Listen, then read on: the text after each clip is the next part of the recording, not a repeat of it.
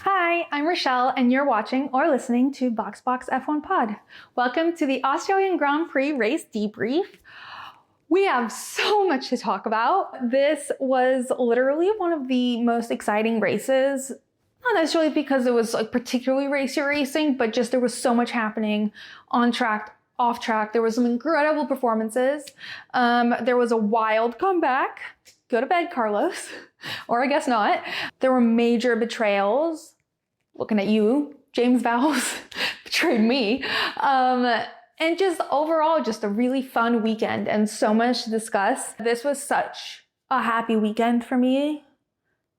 Like I cried for most of it, happily, that I almost couldn't even put into words. Like this outline was one of the hardest I've ever written. But while we talk, I shall be making the very famous avo toast that may or may not have been invented in Australia. That is still up for debate, but for this situation, we will pretend it was invented in Australia. And I'm going to be honest, first of all, it's not a very complex thing, so I'll probably just be taking my time making this avocado toast. And also, I've never done it for aesthetic purposes.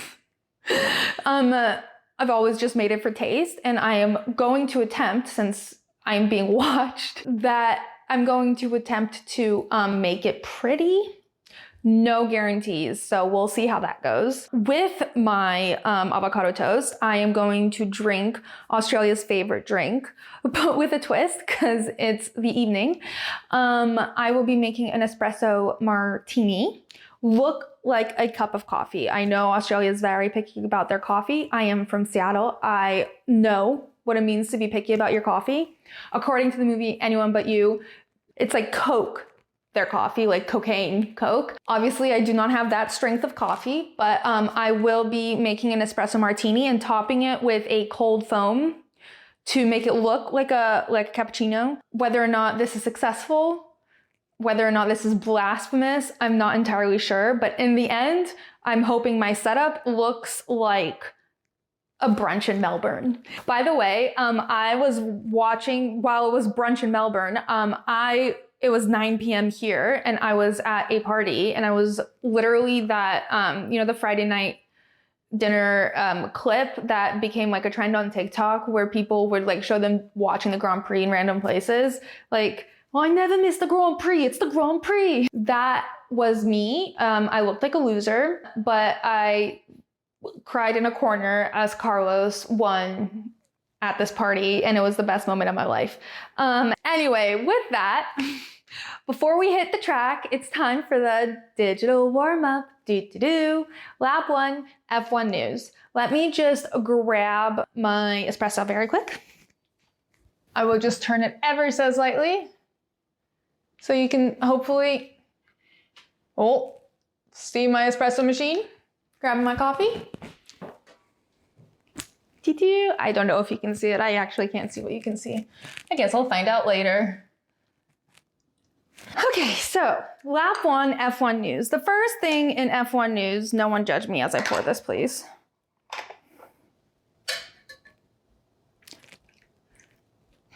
Of course, okay.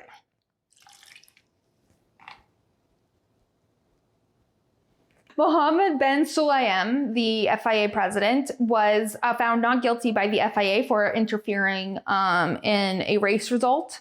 If you remember a couple weeks ago, we discussed how he potentially was under investigation for interfering in the 2023 Saudi Arabian Grand Prix race result. Side note, if anyone hasn't seen this yet, my favorite freaking gin ever. It was given to me by a friend. Engine fuel the dream. And today we certainly fueled Carlos's dream. Okay. Mohammed Ben Sulayem was not found guilty of interfering in that race. Honestly, not a shock. I'm not actually surprised this happened. I don't know who thought that they were going to be like, oh yes, our president is guilty. Bye. Anyway, One thing that I do want to say about this though, is that during media day, by the way, Lewis was just on a roll. Like everything he was saying was so funny. He literally, I think I called this during the Who's Who episode when I was talking about Lewis. His move to Ferrari indicates that he basically has senioritis. He does not give a fuck what people think about him, what he says. He's no longer a part of the Mercedes PR machine, like spitting out the correct things. He's going to say what he thinks. So when he was asked if this has reinstated his trust in the FIA president, he was like, oh, never trusted him to begin with. Mic drop.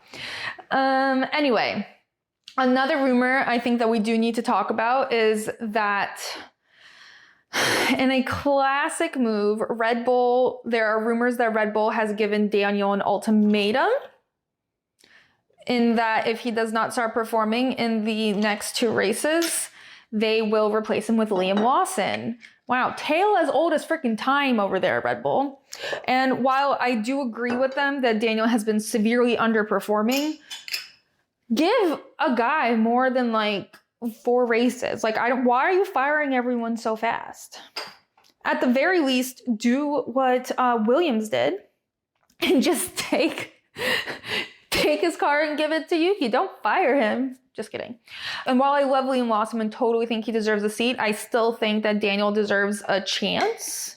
I'm also a little confused as to what happened to Daniel. Like, do you remember how wild it was when we found out that he set a time, according to Christian, that would rival Max Verstappen on the track? Where is that Daniel? Is it the car? Was he in a Red Bull car then? And now he's in a V-carb car and that's what's making the difference? Yuki's fine. So it's just a little odd. I don't know. And also just to like round this off, Red Bull made such a hullabaloo about how horrible McLaren treated Daniel, about how he left there malnourished and like abused basically. Like, and now they've like built him up and they're like, bye. Like, give the guy a chance. Figure out what the problem is. Unless the problem is really just that he's old and he can't do it anymore. But I don't know if that's the problem. I don't know what the problem is. Anyway, I don't know what I'm speculating on. Moving on to lap 2, off-duty F1. Before I dive into the heart of this lap, aka Lando and Chicken, if you know, you know, and if you don't, you'll know in a second. Anyway, there's some miscellaneous items that I want to run through very fast. First up in my miscellaneous round is Charles Leclerc signing a Lightning McQueen croc. So Charles sort of has a reputation online, and I guess in real life, of literally signing anything handed to him. He'll sign like potato chip bags, he'll sign like a sock, like I don't even know, he'll sign anything. But someone handed him a Lightning McQueen croc, and I find it absolutely hilarious. Which also, speaking of Lightning McQueen, reminds me last summer when Liam Lawson entered his vlogging era. He had this one video where he went to Disneyland and he like prefaced it. He's like, I'm about to meet my hero. Literally the reason I went into driving. He's everything I stand for. This is the best day of my life. And then it cuts to him with Lightning McQueen at Disneyland. I laughed. But anyway, continuing on the Charles theme, there was one thing that kills me literally every time I hear it. So at the Saudi Arabian Grand Prix, during the driver's parade, there was this kid on the side, like really high up, really far from the drivers. And he recorded himself filming the driver's parade and trying to get Leclerc's attention. And he's literally going, apologies, Leclerc, Leclerc, Leclerc. And his voice keeps breaking because of how desperately he's shouting. And at the time, Charles reposted and was like, I'm so sorry I didn't hear you, but this is the greatest thing I've ever heard. And since then, it has become like a trend, a sound to like any Charles Leclerc clip. They just add this kid like desperately shouting for him, which by the way, I think it's the theme song of Charles girlies like everywhere. It's like the in their head narration that they hear every time they see him. So it's a perfect fit. But today I actually saw a really funny clip of a DJ playing that song, and it was remixed with, I don't even remember what, it was remixed with another song. And Charles also reposted that. He's obsessed with the sound, guys. Like he is so online specifically about himself. Like Pierre is online for everything. Charles seems in tune with everything about him. All right, moving on. It was Alex Albon's birthday. He turned 28. I forget that him and Carlos are like on the older side of the 20-year-olds drivers. Lily posted a dump for his birthday, which was very wholesome. I love all of their social content. George also posted a story of him and Alex in their youth, and it was very cute. And on a final note, everyone here at BoxBox lives for the petty drama, and just an update on some petty drama. Daniel and Yuki have unfollowed each other on social media, which honestly makes me laugh so hard. And it's also just shocking to me because there's honestly, if you were to ask me 6 months ago, name 2 drivers who would never have a problem with a single person on the grid, it would be Yuki and Daniel. And they have a problem with each other. That's crazy to me. All right, now on to the good stuff. Chicken shop date with Lando. Okay, as I talk about this, I'm gonna attempt to do my idea of espresso martini cappuccino style. Oh my God. I guess it's not going to be as I talk about it. It's going to be before I talk about it because this requires literally all of my attention. Does it look like it? I think it does look like it. Ah, ta-da. Did I just invent something super cool? Hope you like my cappuccino. Love you, Australia. Okay, let me have a sip. That's really good. I think I'm gonna be famous with that drink. All right, Lando Norris chicken shop date. So this entire episode was so good. Now, I wasn't as astute as some of the TikTok girlies are. First of all, they clocked that Amelia was gonna have an F1 driver on her show way before I even processed that was an option. And then they also guessed that it was Lando, again, way before I even knew that F1 and Amelia were existing in the same universe. But I found out the week of that she was going to have a driver on the episode. Then I found out it was Lando because they posted a bunch of cute selfies, and I got very excited. Mostly because I'm obsessed with Amelia. I think she is God's gift to celeb interviews. I think she's amazing, and we are so lucky to have her in this space. I would love for her to start a workshop on how to have chemistry with every single person that you interact with. I'm pretty sure the only person she's never had chemistry with is Stellan Skarsgård, and even that could be construed as chemistry. I love her. So basically, when I found out it was Lando, I thought 2 things. One, I think he has a pretty dry sense of humor and pretty sarcastic. So I think in terms of humor, he would be on par with her. Where I think he would struggle is, now no Lando girlies come for me, but I'm pretty sure Lando is still scared of girls. I thought he was scared of girls then. I think he's scared of girls now. Okay, I'm moving over here super fast just to put the bread to toast. But what I was saying is basically, I also stopped because my dog was barking and I thought she would stop by now, but she is not going to stop. All right, so what I was saying is that I think Lando is basically scared of girls, and Amelia is also not your typical girl. She's a scarier girl because she really flirts. She really goes in for it. And I think that would be scary for Lando, but he did hold his own. He did look terrified, but he did his best and I was proud of him.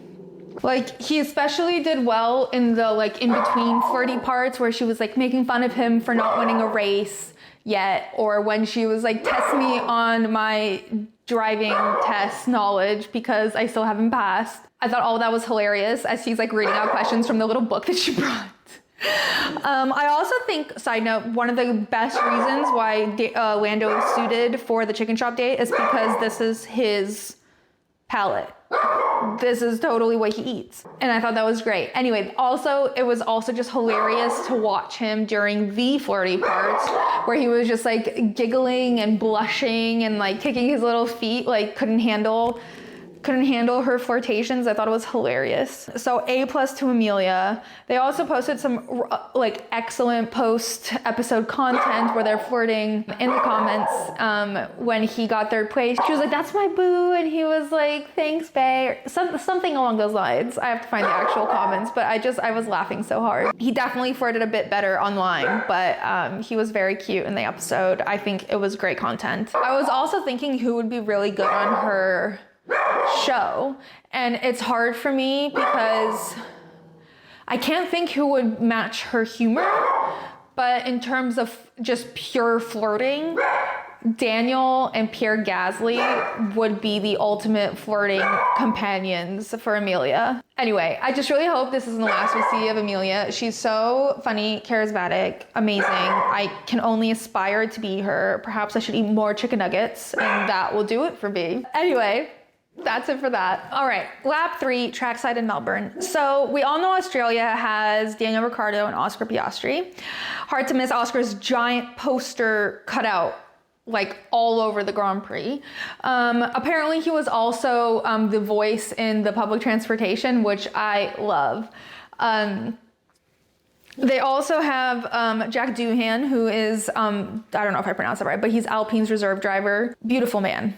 Oh my God, I have to find it. My friend sent me a video from the AusGP account where they're asking Australians to try to figure out what the names of some of the drivers are, and the descriptions are hilarious. It was so funny. I have to find it. It was so good. Just one of them was describing Jack Doohan in a really funny way, and then when they showed Charles, literally beautiful boy was, I think, the description of like half of them. But there is one more Australian who's bigger and better than all the rest. Bigger, better, more Australian than all the rest. And that is Valtteri Bottas. A man who at one point might have been the most Finnish human alive. And he still is rather Finnish. Just with a Speedo tan and a mullet and flip-flops.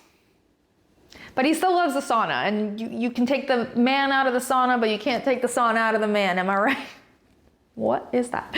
So you know how like they say that like if someone like converts to a religion or adopts a new culture, they often go harder than people who are born into it? This is Valtteri like to a T when it comes to Australian culture. He has out-Australian every Australian on the grid. He has out-Aussied his own girlfriend, I'm pretty sure. I think he knows more about Australian culture than she does. But again, he's still as Finnish as can be. Like if he wasn't wearing a Speedo and flip-flops or thongs as they call them, he would just be like a Targaryen in the wild. Like, you know, like that's how Finnish he is. But Australia has really embraced him as his own, the same way Ireland has taken in Io as one of their own. Valtteri is Australian now. He 100% is. So much Australian content from him this weekend. So first of all, Australian content from Valtteri this weekend. There was the mullet rating contest during that whole like, you know, the fan show where they're on stage. He took it very seriously.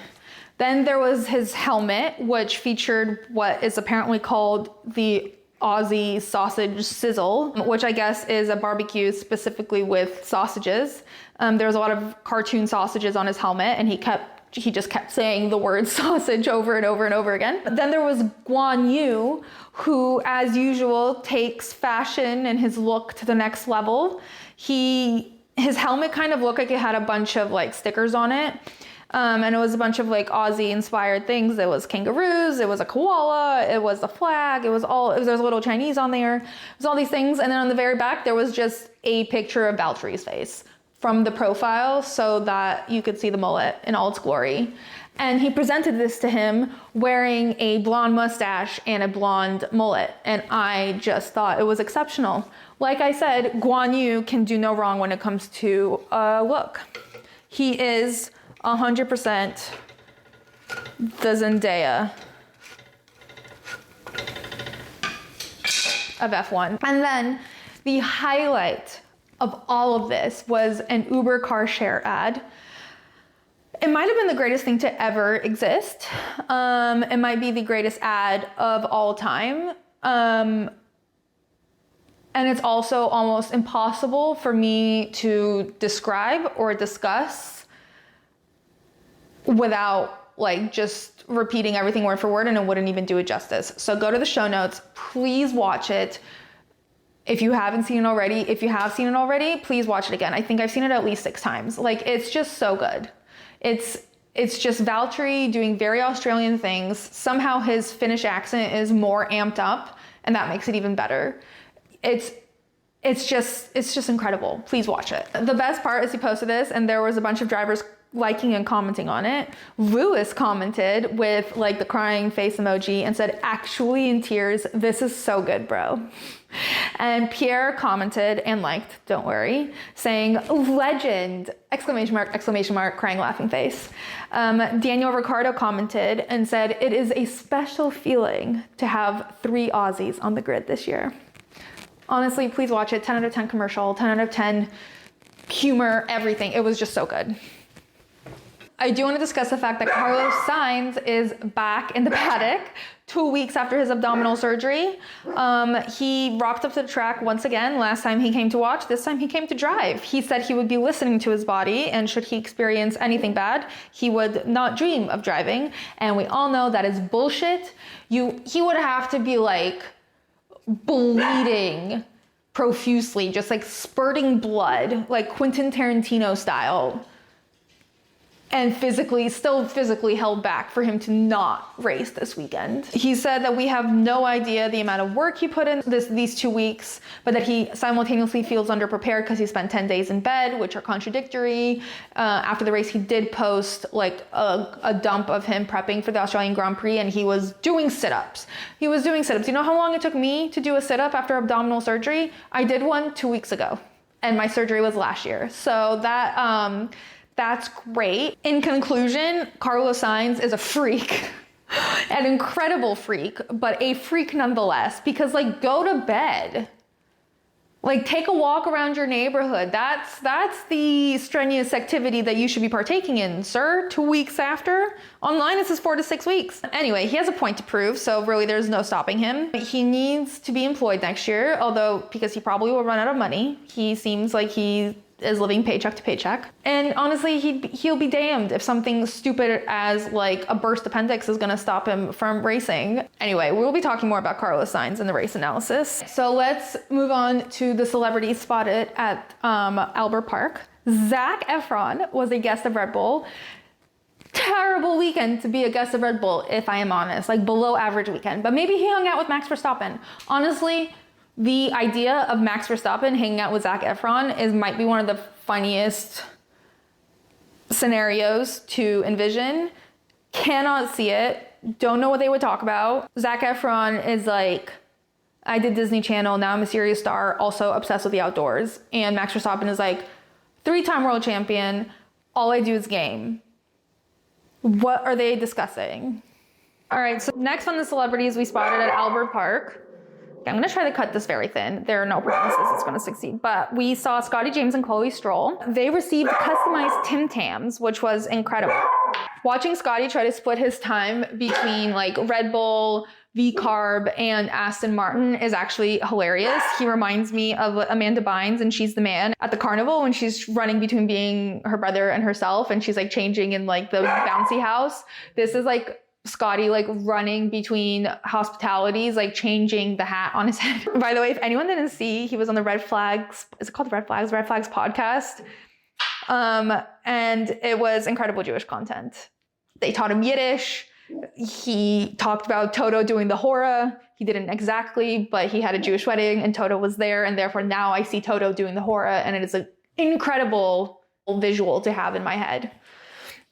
Anyway, he did some marketing content with the Red Bull team where he held up a picture of like a koala or something and then was like, "Look, it's Yuki." And Yuki's like, "It's me." And everyone just started laughing. It did kind of look like Yuki. Max was literally dying. Also, Max and Scotty did sim together. Scotty truly seems to get along with everyone, and I'm very here for it. Speaking of, oh my God, one huge piece of content I never discussed was that he partnered with Conrad. Is his name Conrad? The comedian who impersonates the drivers like flawlessly. They partnered up and did like a skit about fantasy. Like he was trying to figure out who to put on his fantasy, and the comedian played all of the drivers trying to convince Scotty to add them to his fantasy team. And it was just exceptional. It was so good. What a collab.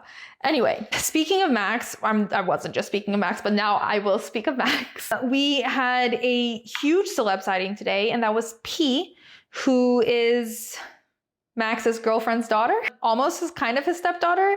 I don't know what she is, but I believe this was her first race, and that is very exciting, other than the fact that Max DNF'd for the first time since 2022.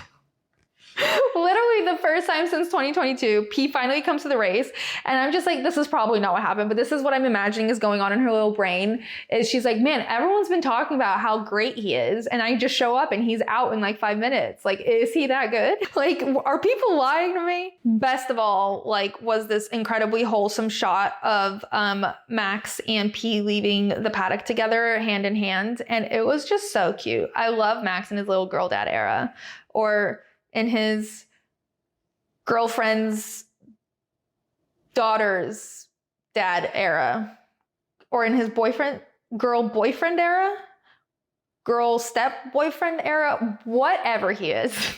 It's cute.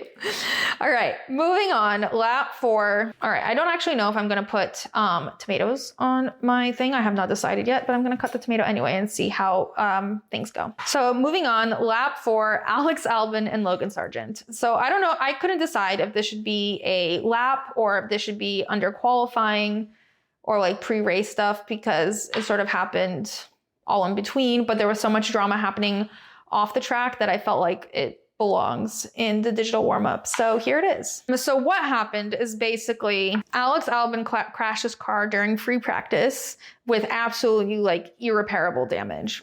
Completely, like it was just gone. And by a strange, funny coincidence, aka they had no money, I'm assuming, not like they forgot it there, but like they didn't have a third chassis. Imagine if they just forgot it. They just forgot to pack the extra chassis. Now, I'm assuming it was like a cost thing, but they didn't have an extra chassis. So really, they only had one car in Melbourne to race. And I saw someone say online, they're like, what if they just give Logan Sargent's car to Max Verstappen? And I was like, that's insane. This isn't Red Bull. They would never do that. Boy, was I wrong, because the next day I woke up to a huge headline that Williams is indeed giving Logan Sargent's car to Alex Albon. Now, obviously, what I'm about to say has absolutely no reflection on how I feel about Alex Albon. I think if you are a long-time listener of the podcast, you will know that he is one of my like top favorite humans ever on the paddock, outside of the paddock. I love Alex. And up until the Australian GP weekend, I also loved Williams, and James Vowles was on just like the tallest pedestal for me. I thought he could do no wrong, primarily because of how he has treated Logan, despite all of the critics saying he should fire him, he doesn't deserve to be there. And I've really appreciated to see, I appreciate his personality. I really like who he is, but I've also really appreciated to see him try to nurture Logan as a driver, try to build up his confidence. I've really appreciated seeing all that, and to see all that stripped away is crazy to me. Because also, disclaimer, I fully understand this from like a business perspective. I understand they need every single point, despite this being the third race of the year. I understand that statistically, Alex had the best chance of scoring a point. Not that he did, but I understand all of that. But like, all of that work and building up Logan Sargent was just destroyed in a weekend. Like, unless this was his like villain origin story, I really cannot fathom how this doesn't shatter someone's confidence. If this happened to me, I would cry. Although, again, kind of sounds like I cry about everything, but like it's sad, it's disheartening, it's upsetting. And like, I don't know. The way it's happening though, and I don't fully understand it, and I've linked an explanation in the show notes so you can go watch it, but in my stupid brain, I just assumed that Alex would be hopping out of his car and getting into Logan's car. But obviously, at the bare minimum, his seat has to move over because he can't fit into Logan's seat. And that would obviously not be optimal for point scoring. But what actually seems to be happening is they're like taking apart Logan's car and like using pieces of it to create a car for Alex or something along those lines. It's not like a straightforward like hop in, hop out situation. I don't know if that feels worse in a way. Like not only are they taking Logan's car, they're like tearing it apart. I don't know. This all just sits like really weirdly with me. Don't know if it's just in my head. Anyway, so the response from people has been overwhelmingly towards Logan, although I'm not sure if it actually is pro Logan. It's just like, what else are they going to say? Like Alex was, I know it's obviously not Alex's decision probably, and there's only so much he can say about it, but like he kept making comments about like what a gentleman Logan is, what a great teammate he is, what a class act. And like, what is Logan going to do? Say no? Which of course leads me into Max Verstappen's comment where he said he understands from a business perspective why they did this, but from a driver's perspective, if this had happened to him, he would crash his car so they couldn't use it. And then he like giggled as he said it. And everyone in the comments were like, classic Max, like, of course he would do that. That's so Max. But like Max said what everyone was thinking. Like everyone was just thinking, be petty, Logan. Like you deserve to be petty because this sucks. Everyone would want to be petty in this situation. Australia's response was like, they really rallied behind Logan Sargent, as did the rest of the internet. Like everyone was just super supportive of him, which I'm sure made him feel loved, but at the same time, he still wasn't driving the car. So it can only do so much. My favorite poster though, at the Grand Prix was one that said justice for Logie Bear. And Logan was walking by and someone pointed out to him and he turned around and he like giggled and he went to like sign something, and also a giant poster of his head. I just hope he feels supported, and I hope this doesn't like take him out. The most hilarious meme I saw, it was a picture of Carlos and Logan, and it said Carlos to use Logan's appendix for the Australian Grand Prix. Lol. Anyway, that concludes our digital warm-up. On to the race rhyme.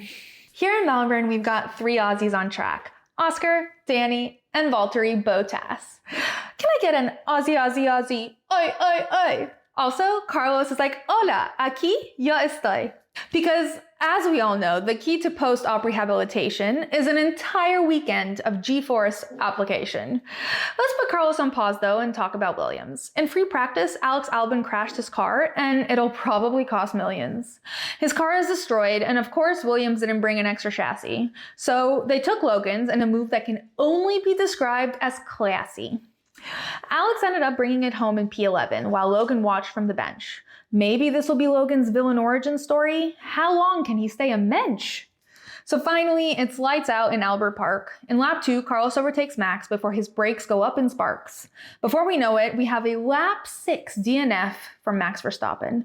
And everyone is cheering as if crazy racing's about to happen. Spoiler alert, Max wasn't the reason F1 was kind of feeling boring. It's okay though, there's a few more scenarios worth exploring. First of all, Lewis DNFs next, like we're throwing it back to 2021. Next, you're gonna tell me that George is taking himself out just before the race is done? Why, yes, it's not a Carlos win without George DNFing. At least this time we can blame Fernando for a bit of brake testing. And that brings us to the most incredible finish we've all seen in a while. From hospital to P1, Carlos made all of us cry and smile. Drivers, take note. Seems like without an appendix, no one can stop you if you try full sending it. Next up, we're headed to Suzuka for the Japanese Grand Prix, home of Yuki, sushi, and perhaps another lesson from Carlos in job security. Okay, on to analysis. While I attempt to cut this avocado, for the record, I usually just mash the avocado. I am going to attempt to slice it all pretty. And if that doesn't work, I think I'm going to roughly chop up half and mash the other half so that I have a bit of texture. So it's not just like mash, you know? But I will attempt first to slice it. Probably be unsuccessful. All right, so moving on to analysis. Alex Albon, starting with pre-race, Alex Albon crashed out in free practice.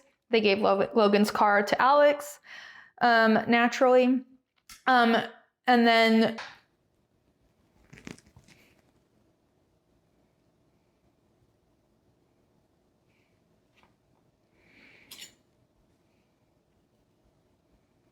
okay, I'm immediately giving up. I swear there's nothing more embarrassing than people watching you cut an avocado. And yet here I am doing my best Kendall Jenner impression with an avocado. I promise I can cut a cucumber. All right, sorry. So in after quali, Checo ends up getting a 3-place grid penalty. So he's starting 3 places back, which means that Lando, Charles, and Oscar all move up. So now the starting grid is Max, Carlos, Lando, Charles, Oscar in 5th, which is the highest start for an Aussie in a decade. Wowza. Followed by Checo, George, Yuki, Lance, Fernando, Lewis, Alex, Valtteri, Kevin, Esteban, Nico, Pierre, Daniel, and Guan Yu, who is starting in the pit lane because he had a front wing change during quali. So because of that, he gets to start in the pit lane. And obviously Logan's not driving. I feel zero type of way about that. By the way, movie magic, my avocado is already mashed because it was too embarrassing to be watched. So let's move on to the race. Both Max and Carlos get off to a very good start. More or less, but Max still shoots off ahead. However, the lead is not for long because by lap 2, Carlos is gaining on Max and somehow overtakes him. Literally slides by him so smoothly. Max got on the radio and said, "I just lost the car." It was like very weird. And at this point, everyone was like cheering. Like, I actually still do not care how the overtake happened, whether the car was lost or found, or I don't really care. But at that point, the commentator says, this might not have been pure performance we were looking at there, which is fine by me. It was still a great overtake. It's not like Max was stuck on the road. Carlos still overtook him. And honestly, judging by his speed for the rest of just a little mashed, so it's not like just a full chunk of avocado, but like, you know, it still has some sort of shape to it. I don't know what I'm saying. Do I sound like I'm on the chef? Just a yes chef myself. The Bear. Why do I keep calling that show The Chef? That's not what it is. Okay, so anyway, it was a great overtake regardless of what was going on with Max's car. But then Max gets on the car, gets back on the radio and says, "Fuck, the car is loose," which Brundle says means that there's a lot of oversteer and he's lost the back. And then out of nowhere, the car just starts smoking. And I thought it was hilarious because one of the commentators, I don't know who, was like, "Is there a lot of dust on the track?" Like, no, the car is obviously smoking. And then his rear brake just bursts into flames. Max still somehow manages to make it into the pit lane, where they spend like 10 minutes trying to put this fire out. The wheel is like literally melted onto the ground. And at first the speculation was that Max got a new power unit and that weekend, which was clearly the problem. Anyway, it was not a power unit failure. It was actually a mechanical failure of the rear right brake. And that's what caused the smoke and then the fire that melted the tire. So basically, long story short, Max retired lap 6. They're still putting the fire out, even as he's like walking through the garage looking kind of angry. And then they pan to Lil P, who's watching with Kelly in the corner, and she's just like sitting up on the ledge and just like watching him with these giant headphones over her head. But at this point, the interviewer says, "To finish first, you must finish." So deep. It's giving Will Buxton. Anyway, later, maybe he was quoting Will Buxton actually. Anyway, later in the race, Max is interviewed and he basically says it felt like he was driving with the handbrake on. He was happy with the car before then, but the brake basically got stuck on once that rear right, the brake broke. He doesn't remember the last time this happened to him. It's so weird, etc., etc. And then the interview's over. It's like 30 seconds. But like the commentators immediately go, "Wow, he's so angry." I don't know if I misheard them, but like Max has never seemed less angry to me. He might seem like a bit annoyed that he's not racing at the moment while everyone else is still racing. But like I have found that yes, Max has a short fuse. Yes, Max gets angry easily, though that has definitely changed over the years. Like his temper, he can control it much better. But what I will say is that usually when he does lose his cool, it's because it was something that was preventable either by the team, by him. It's because he's frustrated because the issue could have been prevented. In this case, just a freak mechanical failure that's never happened to him before. That's not like a continuing reliability issue with the car. His only irritation is that he's not racing. Like he's not angry. I don't know. I just get kind of annoyed when people talk about Max being angry when he's not. Like there's enough instances where we can say that without creating scenarios. Anyway, the next thing, this was very circa 2021. Lewis Hamilton had an engine failure. Another gem from the commentators, engine failure for Lewis Hamilton in Albert Park. And where can he park that car? Just the way they build these sentences on the spot truly like impressed me. Like the lyricism, the construction, it's beautiful, particularly on the spot. That sentence would take a writer months to come up with. Anyway, he pulled over to the side because the car cannot limp back to the pit lane.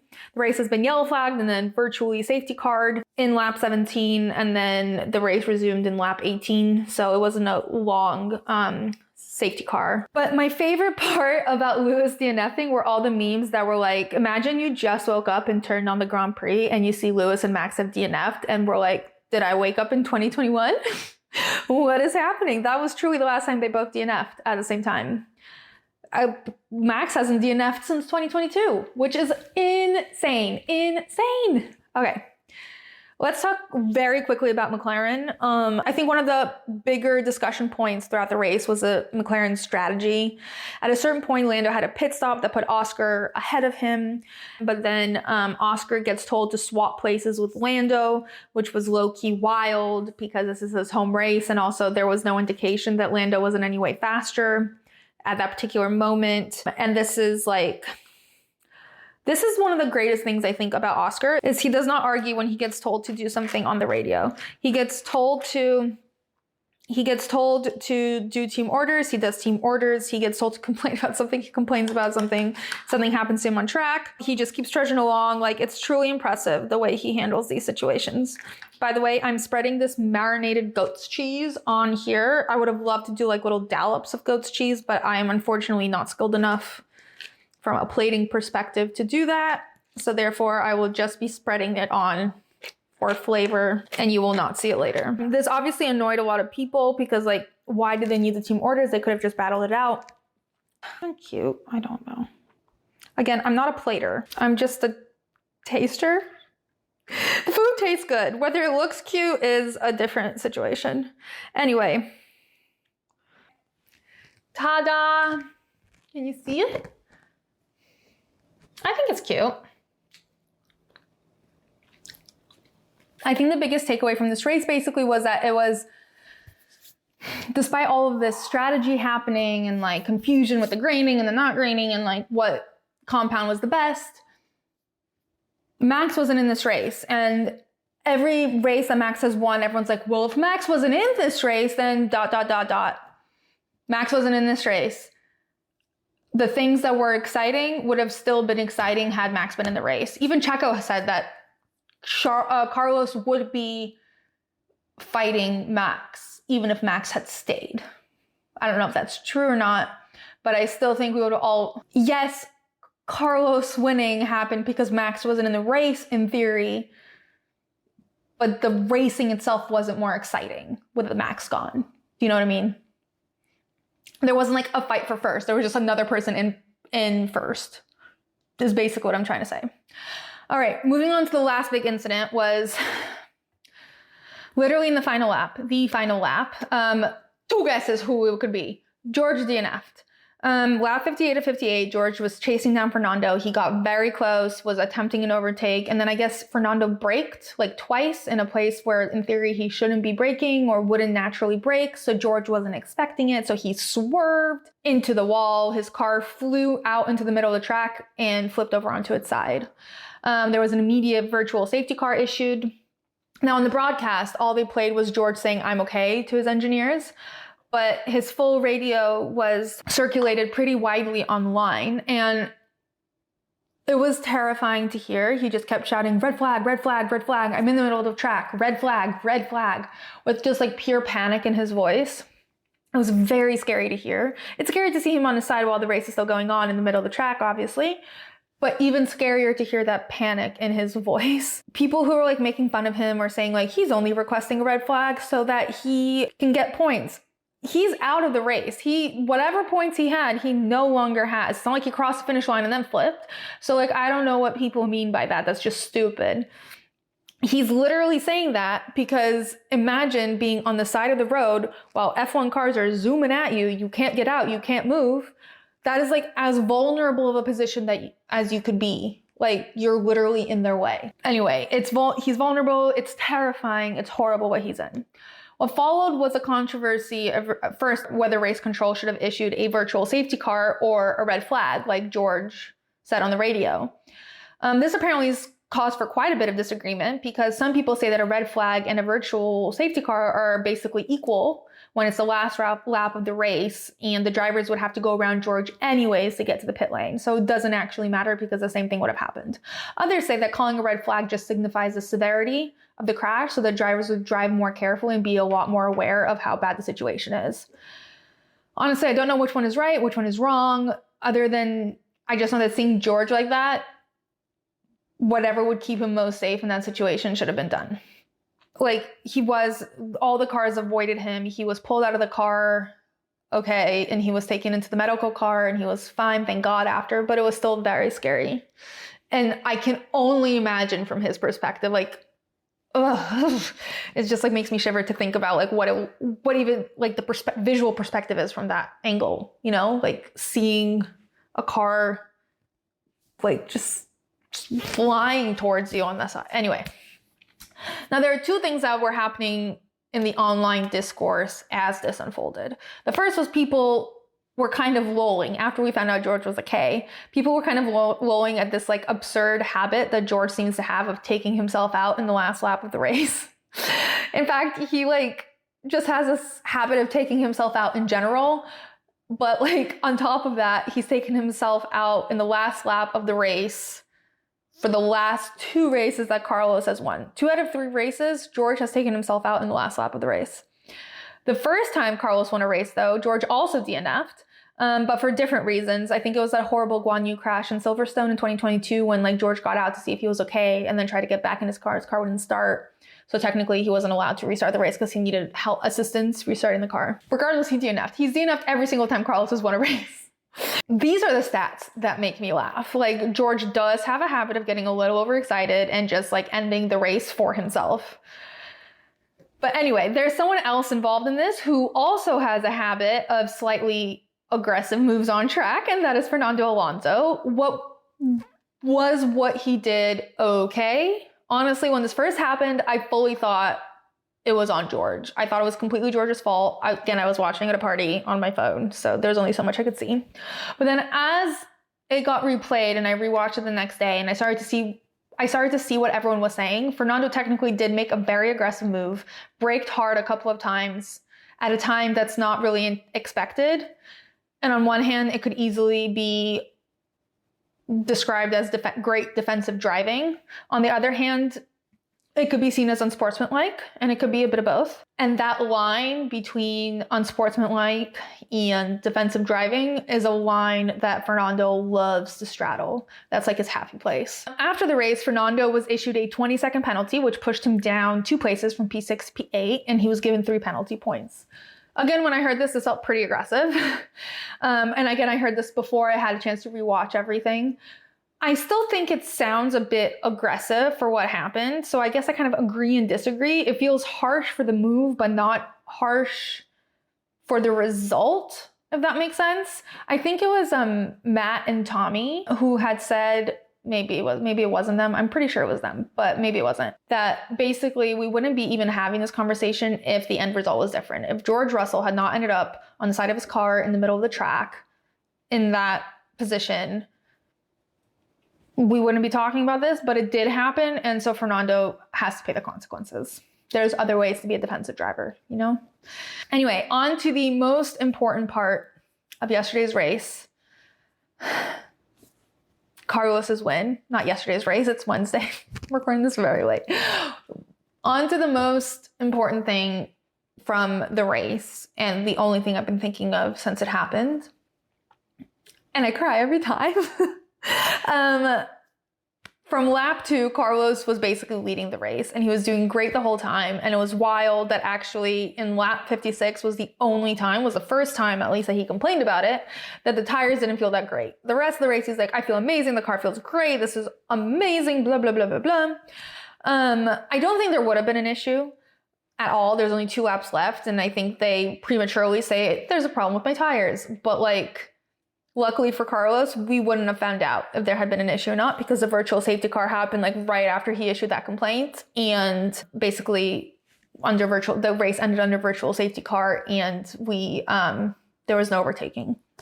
So it ended just as the position was when the safety car was issued. But also he was so fast, there was no way anyone was catching up. He literally was setting fast lap after fast lap after fast lap after fast lap the whole race.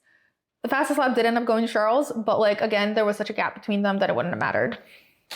So anyway, that makes the Ferrari 1-2. It was amazing. You can hear people cheering so loudly through the TV. And honestly, I don't think there was a single person on this planet, in the paddock, in the grandstands, in Australia, on this earth, off this earth, that was not happy for Carlos Sainz. I was sobbing, but I'm a weirdo. But this was truly probably it was a great moment. Speaking of cheering off of Carlos for a second, Oscar also got a massive standing ovation for P4, and that made me very happy because I just love seeing Oscar succeed. I'm not crying about Oscar. I'm still crying about Carlos, but it's fine.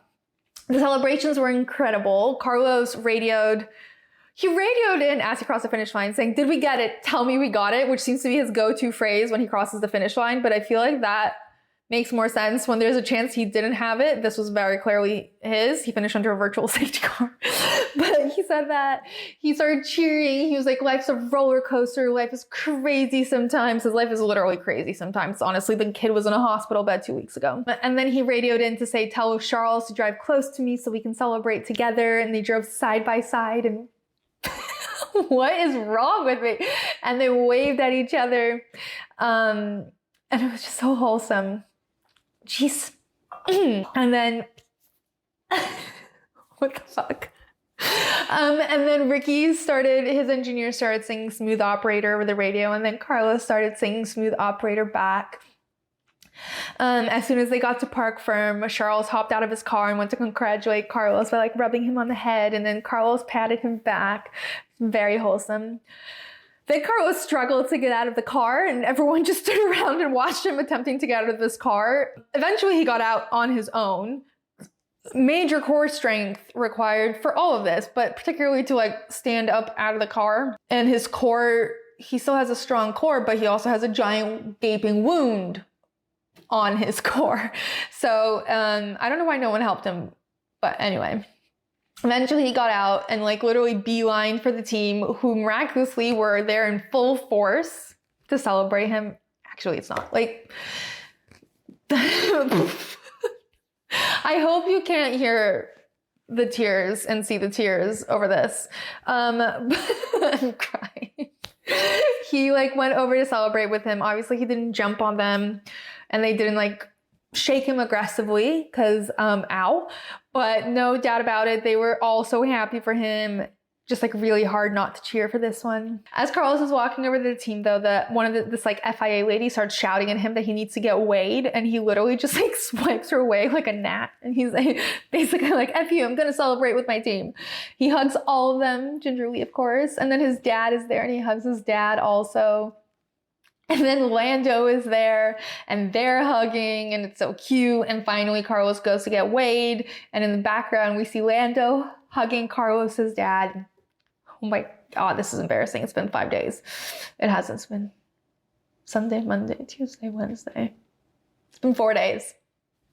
It still gets me. Anyway, I want to say that while I'm watching him hug everyone, I text at the party that I'm at, by the way, I'm still at this party in a corner texting my mother that Carlos won the race. And her first response is, wow. My Soviet accent. Wow, everyone will get their appendix removed now. And that turned out to be the joke of the weekend. They started while he was getting weighed and all that stuff was going on, they started playing the voiceover of an interview with Fred that was happening live somewhere else in the paddock. And Fred goes, we will need a surgery every week, no? Which reminds me of this meme I saw that was basically like a skeleton.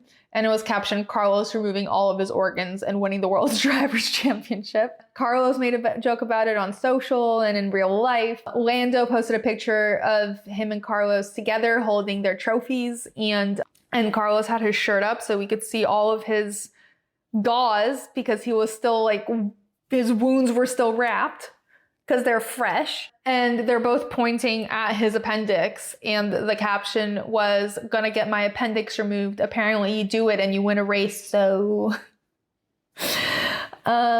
Excellent joke. It's gonna be coming for weeks to come. One of the continuation of that joke is that Carlos is lighter now and therefore he could go faster. I think Charles made that joke. He was like, clearly without the appendix, like, he's much lighter because he was very fast today, wasn't he? The shock of the week was that recently unemployed Gunther is now employed. He could give Carlos some pointers. He was doing the post-race interviews. Like, it was incredible to see him there. Glad to see he's staying busy. Do not think they will be asking him back. Let me explain. The first sentence he says to Carlos is, that was vamos, Carlos, which isn't a proper sentence in English or in Spanish.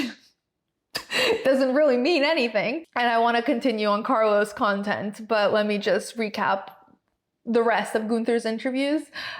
Charles literally understood 0% of what Gunther was saying to him. Like nothing. He just blinked rapidly in complete confusion at Gunther Steiner the whole time. At the end, Gunther is like, I wish you a good evening partying with the boys.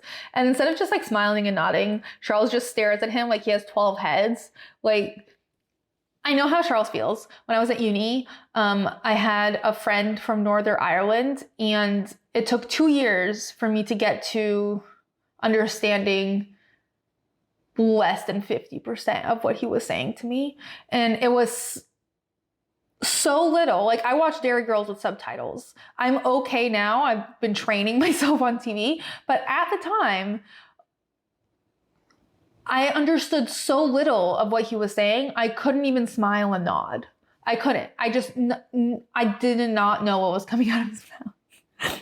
And the Northern Irish accent is one of my favorite accents. So this isn't a hate on it, but like, it was a struggle adapting. And that was Charles's face the entire time Gunther sang. Charles often has a sort of like dazed and confused thing going on, but like this in particular was just really throwing him off. Almost as much as when he was called Chuck Leclerc. And then Gunther interviewed Lando. Lando was like, I wasn't expecting to be on the podium. And Gunther was like, I was expecting you to be on the podium. And while this interview was happening, we cut to Carlos taking a selfie with Charles and the whole team behind them, like at where they cheer them on in Park Ferme. And I'm just obsessed with Carlos and his content creator era. Like, it's so funny to me. It's not in the pretentious .jpeg way that Daniel and Lando do with like their proper camera and everything. He's just full on content creator. Like, he's taking selfies, he's taking videos, he's documenting everything. It's incredible. We immediately from that cut to Kako celebrating and like cheering on, and the commentators describe him as Carlos's management and close confidant, which is a wild way to describe someone's cousin. Yes, he is his manager. I'm sure he is also his close confidant, but I feel like first and foremost, that is his cousin, no? That should be the first descriptor. It should be cousin, manager, close confidant. Love Kako. You know, he commented on one of our very, very first videos where we talked about how to say his name because we felt too American saying it. And he commented, he's like, I think you said my name great. And in hindsight, Kako's a very easy name to pronounce. It just sounds really funny in an American accent. And then also Kaka means poop in Russian. So every time I say Kako, that's all I can think. And I don't know if Kaka means poop in any other language, but that's what I'm thinking when I say Kako. And then when I say it in an American accent, but if I try to say it in a Spanish accent, like Kako, then it sounds like Kaka, and I'm like confused. I love Kako though. Anyways, then we cut to the cool down room, and I'm obsessed with everyone referring to the cool down room as the Max Verstappen podcast with the missing host. And it's just great because Max Verstappen hates it being called the podcast, but it is his podcast and he wasn't there. They really should have had him there anyway. They should have brought him in to help debrief the whole situation. I don't know if it was a broadcast, but literally all they showed me of the cool down room was a snippet of one conversation, and it was Charles going, and then I was like, it's okay, I just bring it back. And Carlos goes, and did you bring it back? And Charles goes, I never brought it back. And then it just goes silent, and I never hear the rest of that conversation. What is that conversation? What did Charles bring back or not bring back? What was he attempting to bring back? Like performance? The car? Food for his girlfriend? What was Charles bringing back? This is the second cool down room in a row that we're left on a cliffhanger as to Charles's feelings, emotions, existence. Last time we wanted to know what was stressing him out so much. I wanted to know what was keeping him up at night. He just like started to say it and it got cut off. I don't think anyone followed up with him. I still don't know what it was. Now I don't know what he did or didn't bring back. There are so many unanswered questions about Charles. He's just such a mystery. Someone get to the bottom of this. Leclerc, get that kid to figure it out. The greatest part, besides already the greatest part, but one of my ultimate favorite parts of Ferrari winning a race is the podium ceremony, because this is where Ferrari's commitment to only accepting Italian humans as human beings for their, like, the majority of their team besides their drivers and now their team principal, means that everyone knows the Italian anthem, which means that's what we get to hear. We get to hear not the instrumental version, we get to hear every freaking word of the Italian anthem.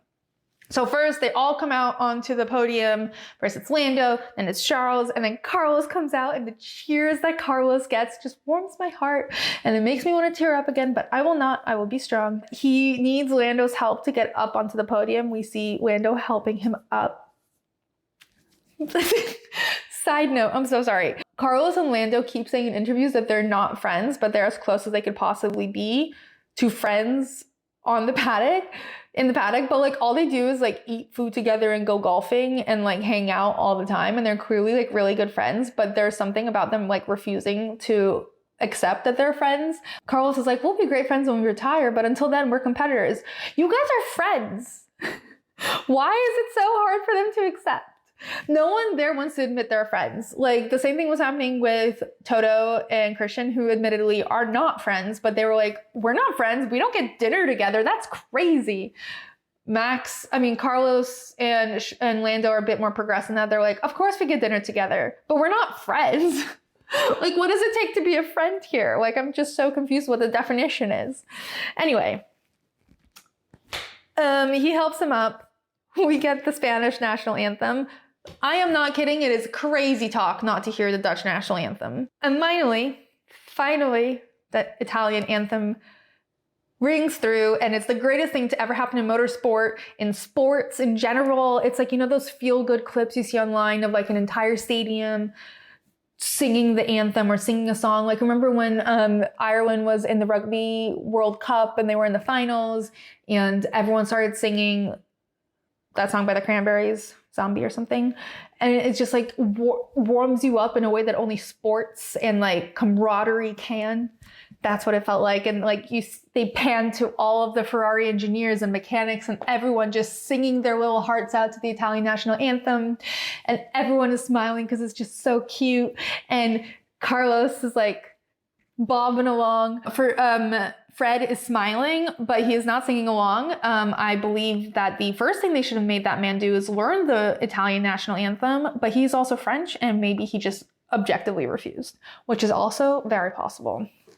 Anyway, it will never not make me smile and giggle to hear the entire Ferrari team sing the anthem. Carlos and Charles did not sing along, even though I know they both know the anthem by heart. But anyway, the trophies get handed out. Mark Webber is one of the people to hand out the trophies. He is a beautiful man. Beautiful, beautiful, beautiful. They should really use him more.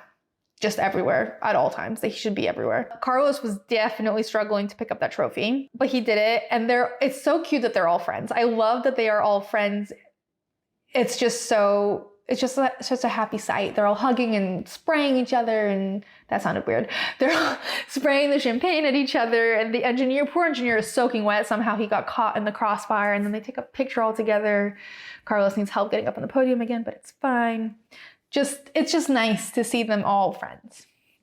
All right, so moving on to results. We're not actually moving on because the first thing I'm gonna talk about is still Carlos, but moving on to results, driver of the day was literally without a shadow of a doubt Carlos Sainz. He won by like 40%, and I still don't understand how he didn't win by like 95. I don't think there was a single other person worthy to even be considered, honestly. Both of the other McLaren drivers were the highest besides him, which, yeah, fair, they did fine. But Carlos should have gotten at least 90% of the votes. It's not just me, it's not just the fans. I think every single driver agrees too. It was a great drive on its own, but add on to that he's 2 weeks into recovery, post-abdominal surgery, and it's just an absolutely insane, superhuman performance. 10 out of 10, no notes. One of my favorite things to listen to is the Italian broadcast of him crossing the finish line, because there's just so much passion and pure joy. I'm gonna try to see if you guys can hear it. Non l'emozione di questa alba italiana con la Ferrari che è prima e seconda, con Carlos Sainz eroico, Carlos Sainz, weekend spettacolare, affronta le ultime due curve, affronta la penultima curva, affronta l'ultima curva, è il matador, Carlos Sainz vince di forza il Gran Premio di Australia. Buongiorno Italia, 1-2 Ferrari. The Matador repeat was cute. Anyway, in the post-race conference was another, just like a weekend of just like wholesome moment after wholesome moment. But Carlos and Charles and Lando were asked if they think Carlos is underrated. And they both say that anyone who knows the sport and who knows Carlos will never underrate him. And Carlos says, I will agree with my two favorite teammates. Just so much wholesomeness. I also love that in the media pen after, he was asked how he felt about the whole win and everything, and he was like, well, I'm still jobless for next year, so it's great, but I also saw him say somewhere else that for what he can do with a car, he's a pretty good deal for any team, which love that sell. Great argument. Charles also hinted at the post-race press conference that he knows that team principals are calling the fuck out of Carlos. I just really want to know, like I believe that he's being called over and over again, but he's being called, but like, I just can't imagine where he would fit in properly. Like, he's so Ferrari to me. I'm like really struggling to picture where he would be used to his full potential. The second best car, I suppose, is Red Bull, but I feel like that's just like emotionally crushing to go to Red Bull.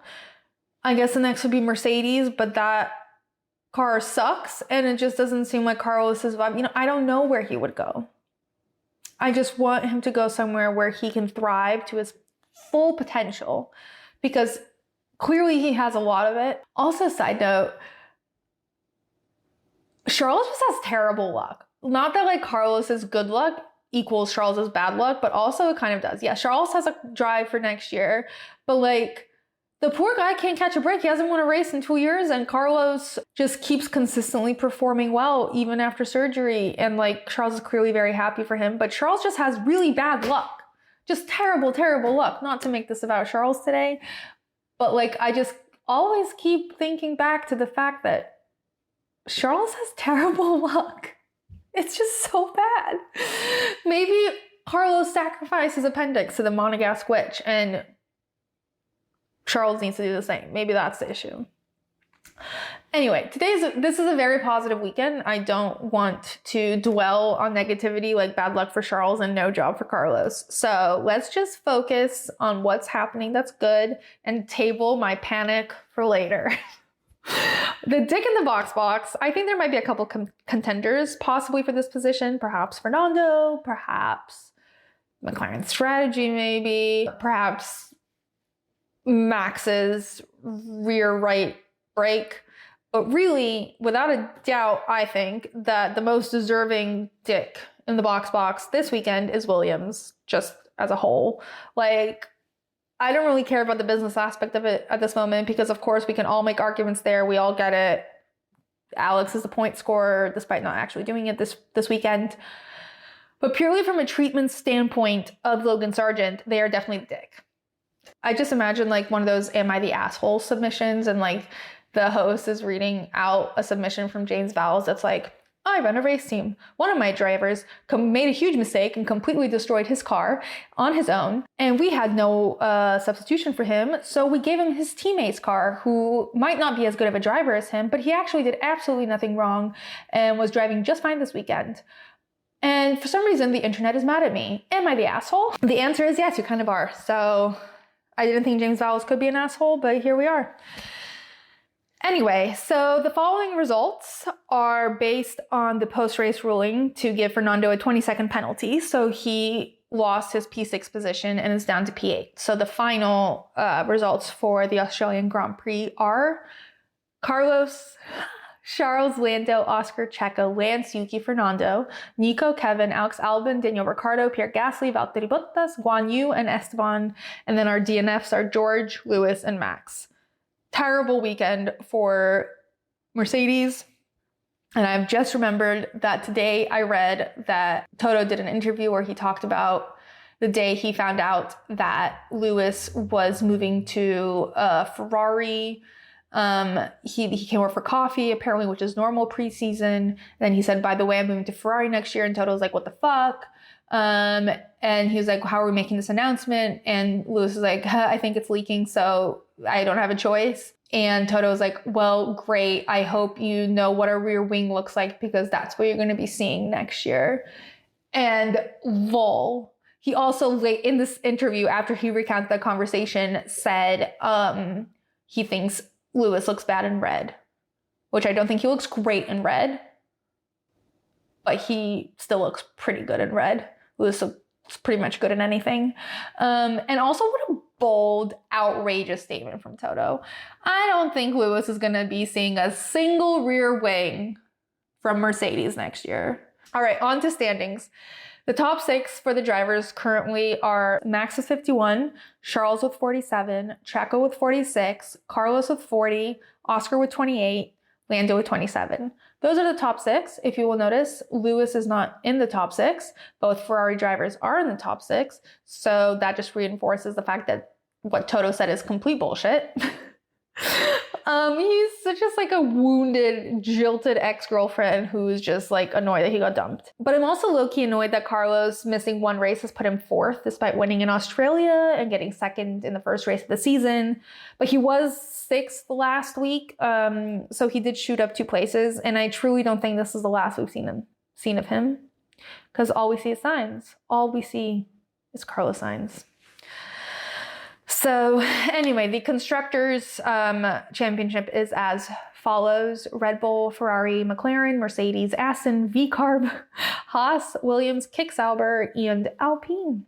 All right, so that's it for the Australian Grand Prix. Up next is Japan. So excited for that, because it probably means we're getting extra Yuki content, lots of food content, and I'm just really excited to see Carlos next week. And I'm excited to see whether Red Bull's Red Bull's issue was a reliability issue or if it was a one-off. We all know it's probably a one-off, but you know, at least there's some suspense. Anyway, until the Japanese Grand Prix, you can follow me on social at BoxBoxF1Pod. Make sure you subscribe, share with any potential boxes. You can always DM or email me your thoughts. And also, I would super appreciate it if you could rate or review the podcast. It would mean a lot to me. Anyway, we will see you soon in Japan. Box.